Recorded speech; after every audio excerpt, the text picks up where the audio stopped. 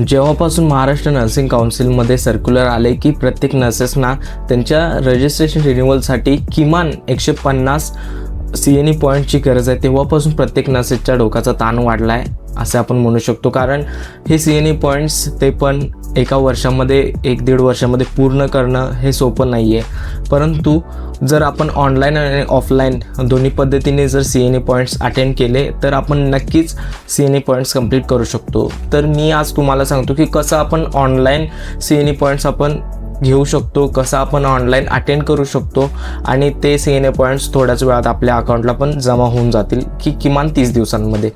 तर चला आपण डायरेक्ट डेस्कटॉपवरती जाऊया आणि मी तुम्हाला सांगेन की कसं आपण CNE points CNE classes attend करू शकतो, तेही 5 मिनिटांमध्ये.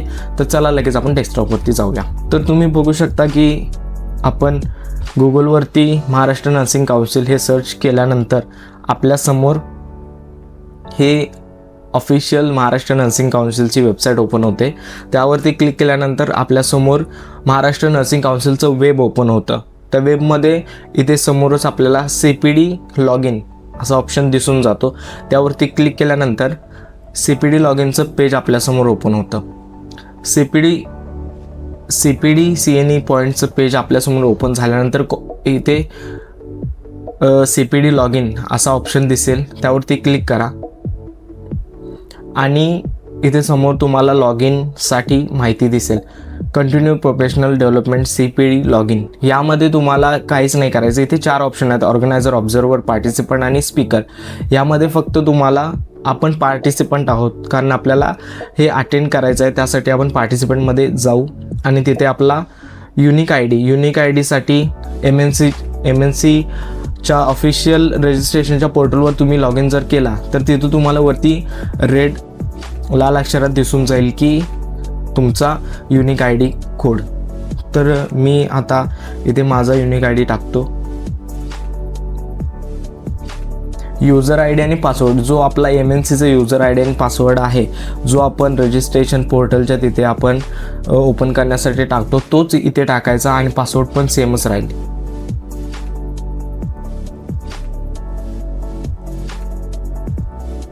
आणि इथून लॉग इन केल्यानंतर आपल्यासमोर आपला अकाउंट ओपन होईल.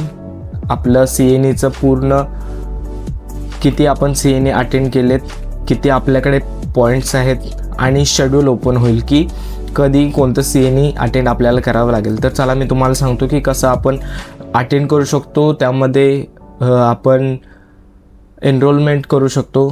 तर चला इथे पार्टिसिपंट हा एक ऑप्शन दिसेल, त्यामध्ये स्टुडंट पार्टिसिपंट लिस्टमध्ये जर क्लिक केला तर इथे तुम्हाला दिसून जाईल की तुम्ही किती CNEसाठी ॲप्लाय केला आहे आणि तुम्ही किती CNE अटेंड केला आहे, म्हणजे ऑनलाईन असतील किंवा ऑफलाईन असतील.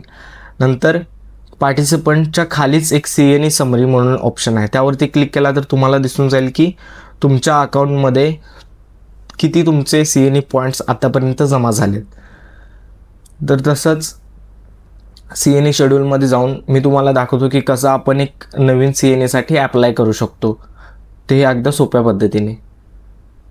तर मी तुम्हाला एक CNE इथे आपण बघू शकतो पहिल्यांदा की ऑनलाईन, इथे आपल्याला दिसून जाईल की ऑनलाईन CPDs हे वेगळे आहेत की आपण कधीही अटेंड करू शकतो आणि त्या फ्रीमध्ये आहेत.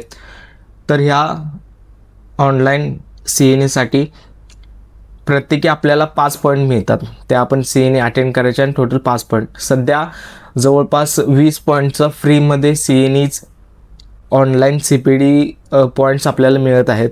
तर त्यामध्ये प्रत्येक नर्सेसने ते ऑनलाईनचं CPDs घेतलं पाहिजे. त्यासाठी मी तुम्हाला सांगतो की कसं आपण ते ऑफलाईनचं CPD घेऊ शकतो. आणि जवळपास 4 विषयांवरती, जसं पोस्टपार्टम हॅमरेज, लेबर आणि प्रेग्नन्सी इन हायपरटेन्शन आणि इन्फेक्शन कंट्रोल, असे 4 टोटल CPDचे टॉपिक्स आहेत आणि ह्या 4चे टोटल तुम्हाला 20 पॉईंट्स मिळणार आहेत.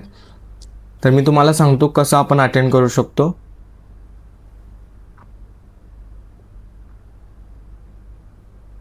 इथे समोर एखादा तुम्ही ऑनलाईन CPD निवडला, त्याच्या समोरच डिटेल्सचा एक ऑप्शन येतो, त्याच्यावरती क्लिक केला ना तर आपल्यासमोर CPD डिटेल्स येतात. त्यामध्ये ऑनलाईन CPD सब्जेक्ट त्यावरती टिक करायचं आहे, येसला क्लिक करायचं आहे आणि ॲप्लायवरती क्लिक करायचं आहे. ॲप्लायवरती क्लिक केला की कधीतरी मॅक्झिमम पार्टिसिपंट्स कॅपॅसिटी एक्सिट्स असं येतं, कारण जर CNE पॉईंट्समध्ये मॅक्झिमम पार्टिसिपंट झालेले असतील तर कधीकधी CNE पॉईंट्ससाठी लॉग इन होत नाही किंवा एनरोलमेंट भेटत नाही. आपण दुसरं बघू. इथे अप्लाय केल्यानंतर तुम्ही बघू शकता की वरतीच एक लिंक आहे. त्या लिंकवरती जर तुम्ही क्लिक केल्यानंतर तुम्हाला एक वेगळ्या वेबसाईटवरती घेऊन जाईल, ज्याचं नाव आहे ॲस्ट्रिका स्फिअर म्हणून एक ॲप आहे, एक वेबसाईट आहे. त्या वेबसाईटवरती तुम्हाला रिडायरेक्ट करेल जो तुम्ही टॉपिक निवडला आहे त्यावरती. इथे सिम्पली तुम्हाला लॉग इनचा ऑप्शन दिसेल. इथे तुम्ही लॉग इन क्लिक केल्यानंतर इथे तुम्हाला तुमचं लॉग इन करायचं आहे. इथं तुमचे डिटेल्स टाकल्यानंतर तुमचं अकाउंट लॉग इन होईल. हे मी अगोदरच अटेंड केलेलं आहे इन्फेक्शन कंट्रोल, त्यामुळे स्टार्ट अगेन असं दिसतं. तर मी तुम्हाला सिम्पली सांगतो की कसं आपण स्टार्ट करू शकतो. मी हे अगोदरच केलेलं आहे. स्टार्टवरती इथे एक स्टार्टचा ऑप्शन येईल आणि स्टार्टचा ऑप्शन तुम्ही क्लिक केल्यानंतर असं पेज तुमच्यासमोर ओपन होईल. इथे PDF व्हिडिओज वगैरे असतात. इथे व्हिडिओज PDF आपण बघावी लागते आणि नंतर नेक्स्ट करत जावं लागतं. हे नेक्स्ट केल्यानंतर व्हिडिओज वगैरे तुमच्यासमोर चालू होतील. ते व्हिडिओज तुम्ही स्किप पण करू शकता किंवा 3x स्पीडमध्ये बघू शकता आणि ते कंप्लीट करू शकता वेळ वाचवण्यासाठी. तर सर्व नेक्स्ट केल्यानंतर लास्टला अशा एक्झाम्स असतात.